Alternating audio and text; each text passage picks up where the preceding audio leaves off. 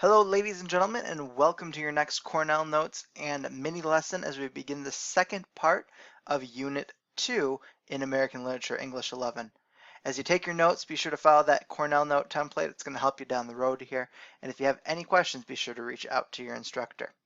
Today we're going to be talking about the Puritan tradition. We're going to be switching gears a little bit from our explorers from the first part of the unit in terms of La Relación, Alade Aquiano, Bradford's Plymouth Plantation.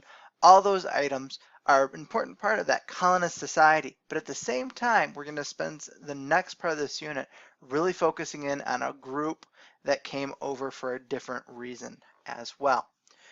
Be sure to take your notes and reach out if you have any questions. Let's get underway. Puritans too often have this reputation of being black-clad moralists, self-righteously proclaiming the values of thrift and hard work.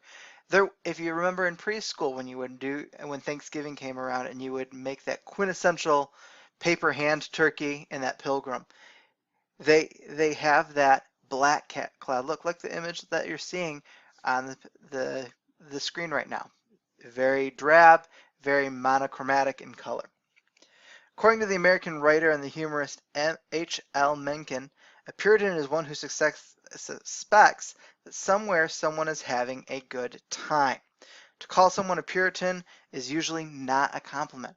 You don't hear that coming around of, hey, you're such a Puritan, which is an old reference, but one that was made in our history as someone who is a little boring, who's a little one-dimensional. This negative image, however, is based on a stereotype. It's based on a stereotype of a 16th century Puritan, and like most stereotypes, it's full of these half-truths and misconceptions.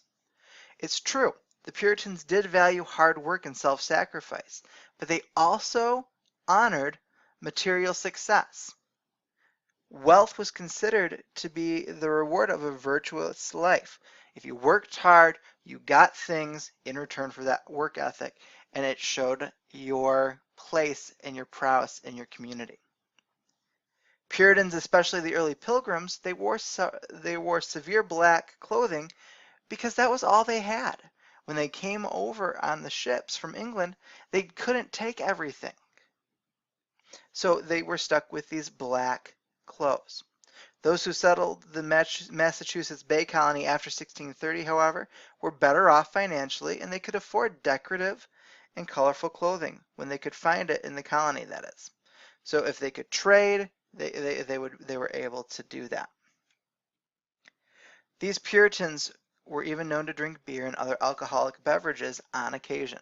Not necessarily that dry community that we hear about so often.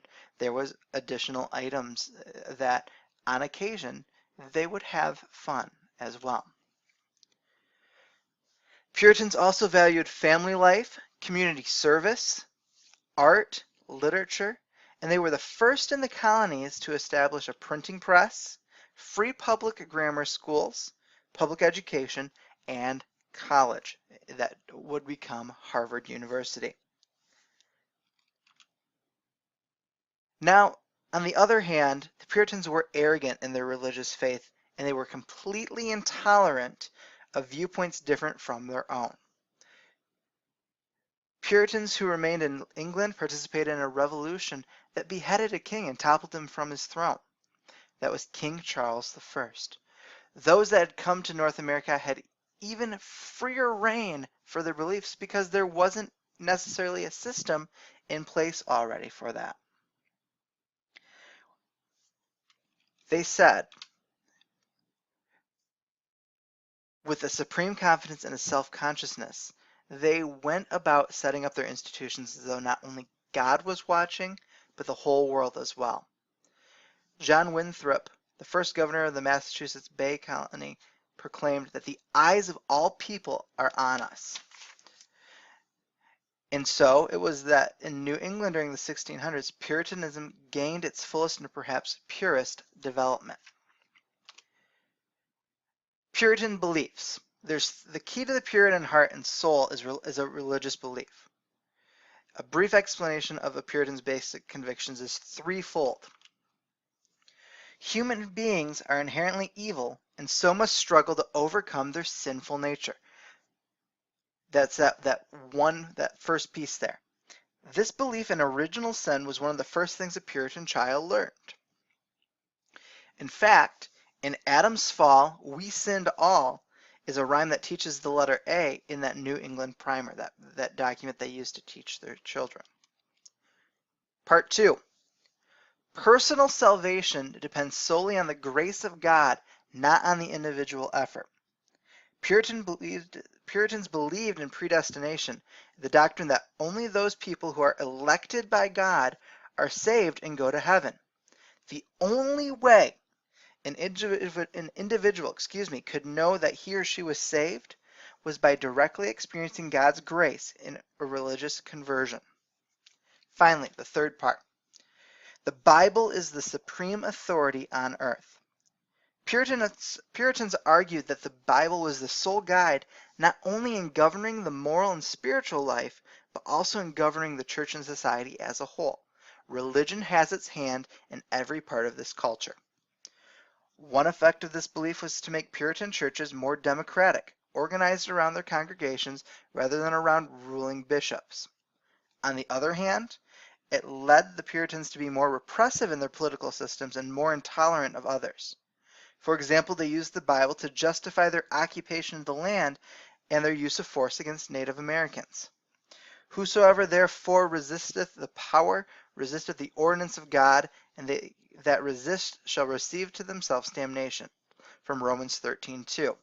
In short, what happened was the Puritans saw themselves as God's chosen people, like the children of Israel in the Old Testament, and therefore held themselves to a tighter, more rigorous standard than the people that were already settled here, and they didn't accept any idea and belief that was different than their own.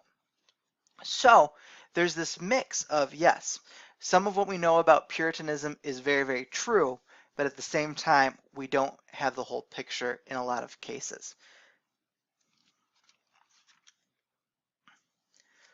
The selections in this part of Unit 2 represent the Puritan tradition over a span of approximately 100 years. The poet Anne Bradstreet will give a sense of what ordinary Puritan life was like. She's a voice of the people, and because she's a woman, in that time, she understands what that home life is like and her role in society. Her voice expresses the view of a human ruled by a just God, a goal to which all Puritans aspired. The grace of Bradstreet's voice is followed by the harshness of the judge's voice at the Salem witch trials, an example of the darker aspects of Puritanism. We'll be reading the examination of Sarah Good, which is a chilling testimony from the original witch trials, and the conviction of a possibly innocent soul. The last Puritan representative is the passionate minister Jonathan Edwards, who, threatening his congregation with the torments of hell in an excerpt from his famous sermon, Sinners in the Hands of an Angry God. This sermon is terrifying, it's rich in language, and it's one of the only sermons that shows up in the American literature canon time and time again for the fact of its scary appeal to what Puritan life was like and their beliefs, but at the same time, its figurative language pulls the reader in. It's a piece that shows the conviction and the passion that these people had for their beliefs. Now, many traditions across time still exist in that Puritan mindset. Many American writers who have been fascinated by the Puritans, like Nathaniel Hawthorne, whose ancestor had been a presiding judge at the Salem witch trials, he set his novel The Scarlet Letter and many of his short stories in Puritan times to explore the psychological effects of sin and guilt. He felt guilty for what his ancestors had done, so we get that perspective from him, and we'll be reading a little bit of Hawthorne later on in our semester. Additionally, in the 1950s, the playwright Arthur Miller dramatized the Salem witchcraft trials in a piece called The Crucible.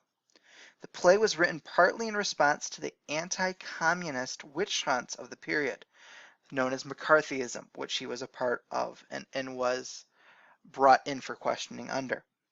Miller's drama not only personalizes the events of Salem, but also warns others against similar injustices in our own time. And we'll be spending about 3.5 weeks on the Crucible later on in the unit in the next couple of weeks as well. Make sure you get those notes about the Puritan tradition down in your Cornell template. Save those, they're going to become useful later on for you. If you have any questions, be sure to reach out, folks. We're going to notice a shift here in our thought process and our American voice a little bit more as well. If you have any questions, reach out to your instructors, and we'll see you next time.